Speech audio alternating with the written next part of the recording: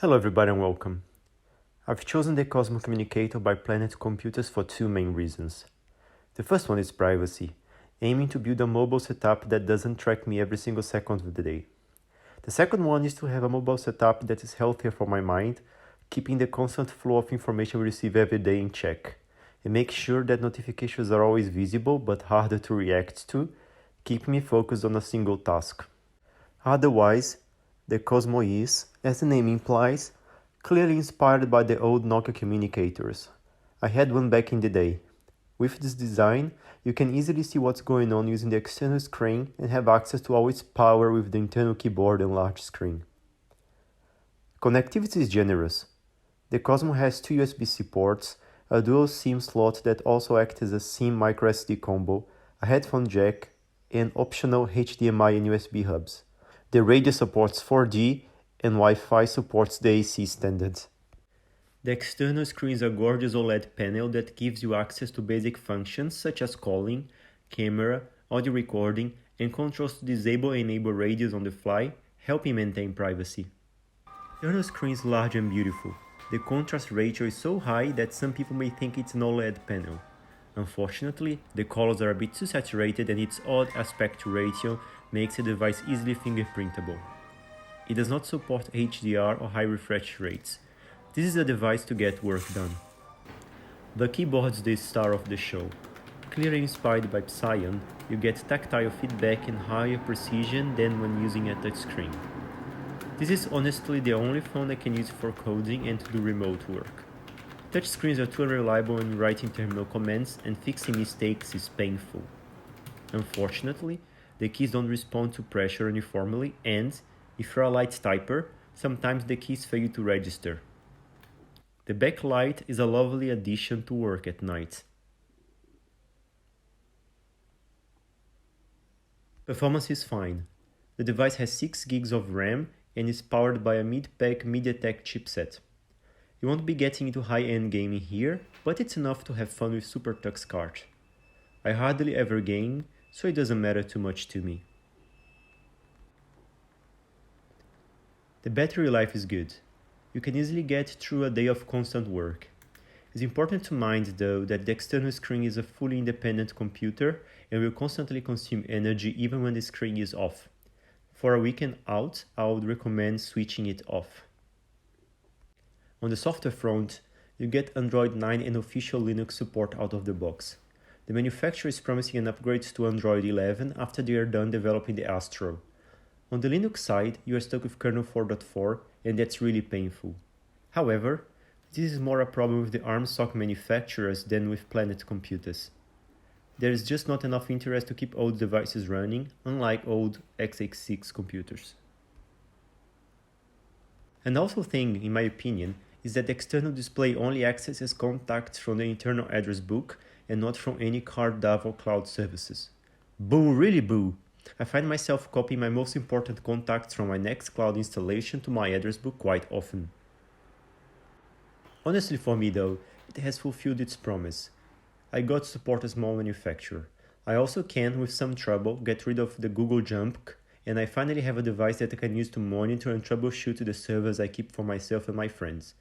It's totally recommended. Now let's get out to our new introduced scoring system.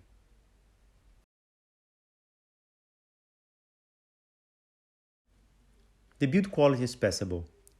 The materials are good, however, you can see that this device is a combination of parts. My sample does not sit flat on the table, and the screen also doesn't sit flush when you close it. There is no way to open the screen at any angle, as the hinge has a single stop point. When the device is open, the ribbon cable connecting the screen area to the keyboard area is exposed. Another very annoying thing is that the speakers, even though they have excellent stereo separation, sound so tiny even when loud. It's so bad that sometimes I have problems to understand the far side of a Skype call. To add to injury, they will vibrate in some frequencies. With all the ports and the keyboard, you have way too many opportunities for water leakage too, making this a solid but fragile device. It gets a 3 out of 10.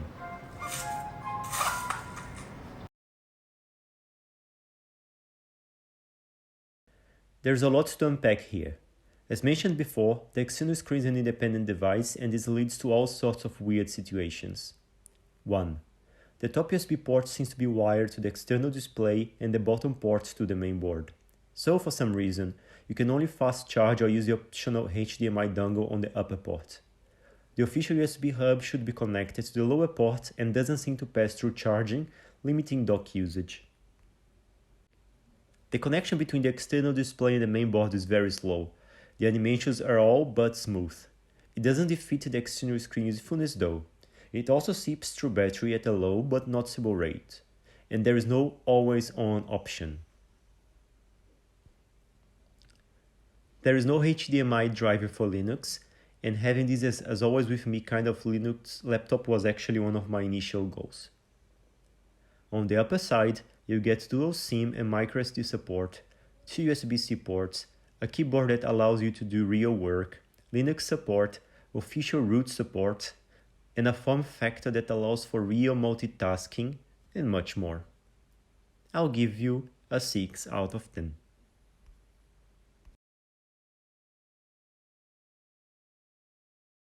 This device truly allows a bigger separation between work and notifications and also forces you to sit down to write messages or browse the internet.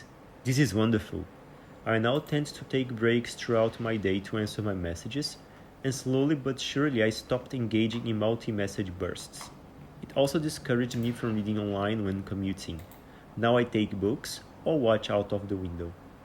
Unfortunately, it's still a smartphone, so I'm giving it a 7 out of 10.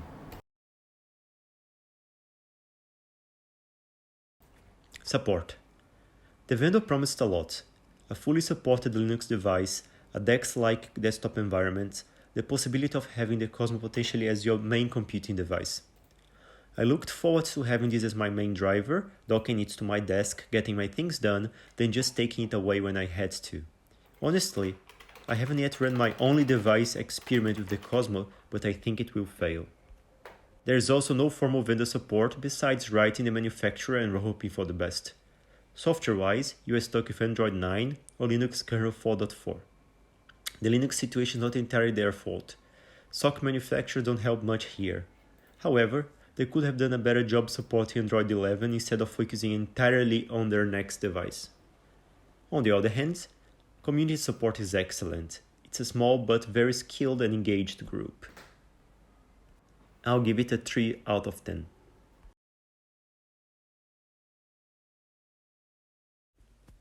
Daily Driver. It runs a fairly new release of Android. I've managed to use it to manage my work, print to my PostScript printer, send emails, watch videos, manage my personal life, and use a USB serial dongle to get real work done with Linux. With some effort, it's also possible to get rid of Google for a truly private device, and this is one of my personal requirements. You can do all an Android device is supposed to do with the Cosmo. Unfortunately, Planet underdelivered here.